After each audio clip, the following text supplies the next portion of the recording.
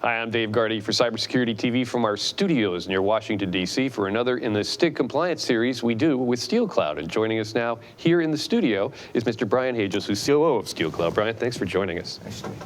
Now, I wanted to go back and update the STIG 101 interview I did with you, must be 2 years ago now. Can you refresh us on what STIGs are, where do they come from, and why they exist? STIGs are an acronym for Security Technical Implementation Guides. They are produced by DISA, an agency of the Department of Defense out of Fort Meade.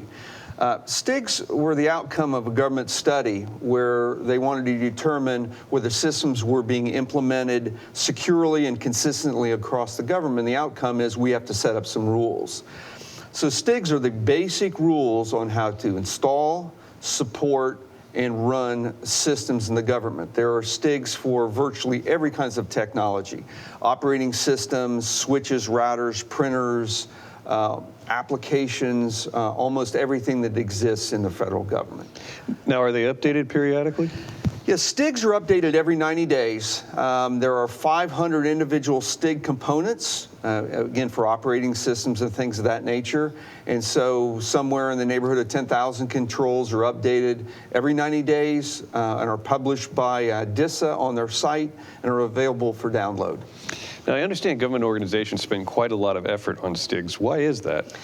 Well, as you can imagine, most applications, whether they're vendor applications or they are applications developed by the government, they weren't actually developed and tested in a STIG environment, which is fairly difficult to produce. So as you can imagine, when those applications go through the authorization phase to be deployed, things break.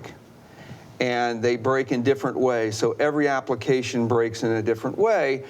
And the folks responsible then have to fix those before they're deployed or get a waiver, a POAM, saying we cannot address this particular STIG and here is the reason why, and get approval. But it's a tremendous amount of effort across the government to get these things deployed into production. Now, who actually does the STIG work in the government environments? Well, the work is somewhat bifurcated. The actual work are done typically by the system administration folks. In a large environment, you'll have people that specialize in STIGs, and they're doing them every day, all day long. In smaller environments or smaller programs, the actual STIG work is done by the application expert. So he or she is given, hey, you also have to do the STIGs, and maybe they've never done them before. So there's a lot of folks that are doing them that don't have a tremendous amount of experience. Now, they are checked by the IA community who does scans and assessments and to make sure they do what their job. So it's bifurcated to some degree. Now, are STIGs only used by the DoD? No, they're not. Although the DoD uses them as their exclusive benchmarks, for the civilian side of the federal government, almost all of the civilian agencies also use STIG. So we have customers at Department of Energy, certainly at DHS and DHS components like TSA, Coast Guard, and FEMA that use STIGs, as well as Department of Justice. Beyond the federal government, we have commercial customers that use STIGs, either because they were mandated by the federal government to use STIGs specifically, or given their choice and they use STIGs as opposed to the CIS controls. So they are used all DoD, most of the civilian government, and some commercial organizations. So STIGs are also involved in RMF, or Risk Management Framework, and ATO authorization to operate process. How so? Well, when you think about the authorization process, you have to document the environment that the system lives in. You have to mitigate any of the vulnerabilities that exist. And so when you look at every STIG control is a vulnerability if it's not implemented, you have to STIG the system or harden around the app stack in order to determine which STIGs can be applied and which have to be wavered or have to be relaxed. And part of the RMF process is to do the work, document the work, and then get the work approved for deployment. So in the cyber world, zero trust, ransomware, DevSecOps, They're terms that are getting a lot of attention, both inside and outside the government. How do these relate to STIGs? Well, you know, a lot of times we think of STIGs as these controls that are divorced from the rest of the kind of cyber regimen.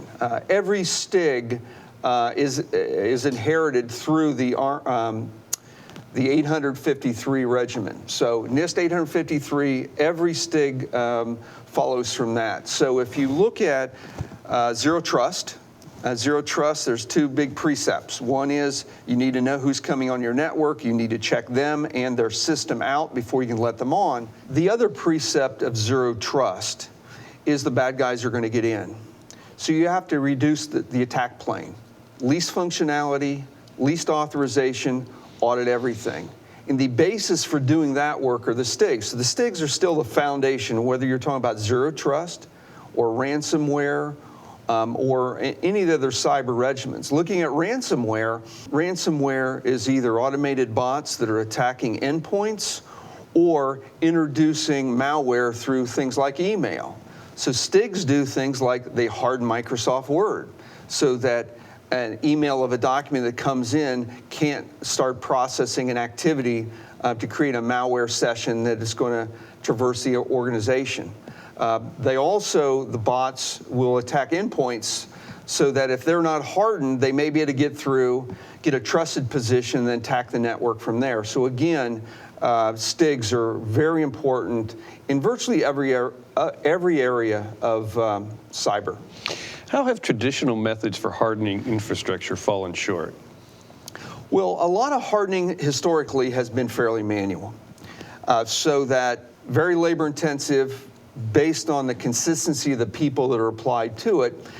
When they use tools, they're a disparate set of tools. So the tools may not have a wide range of functionality. So they do a little piece, another tool does another piece, and another tool does another piece. So having a tool that does a wide range of the STIG function is something that's fairly new to the industry. And that cuts down labor and improves consistency and cuts down the overall expense and personnel requirement. The other thing that tools can do that are very valuable for our government customers is that they can really retask or retrain the staff. So someone that may need 2 or 3 years of training to be competent in STIGs, with a tool, it may take them a month or two to get the same level of competence. So that's the other in terms of the cyber workforce. Automated tools really help in retraining the workforce. Yes, how does automation help the challenges with STIG implementation? Well, STIGs slow everything down, like most areas within cyber. So automation allows you to speed things up, creates the consistency, and allows you to go from development to test to authorization to production much faster, and then have a consistent output from there. Okay, and where does SteelCloud come in all this? Well, we build automated tools for STIGing. And so more information about those are available at our website at SteelCloud.com. And also, we've written or had the book for STIGs written. So STIGs for Dummies, free soft copy available on our website. I would encourage anyone that wants to learn more about STIGs and the ins and outs of how to apply them. It's a quick 30-minute read and a lot of good information here. And the website again is www.steelcloud.com? Yes. Excellent. We've been speaking to Brian Hages, who's the COO of SteelCloud. Brian, thanks for joining us. Thank you. I'm Dave Gardy for Cybersecurity TV and another in the series of STIG Compliance TV series. Thanks for joining us.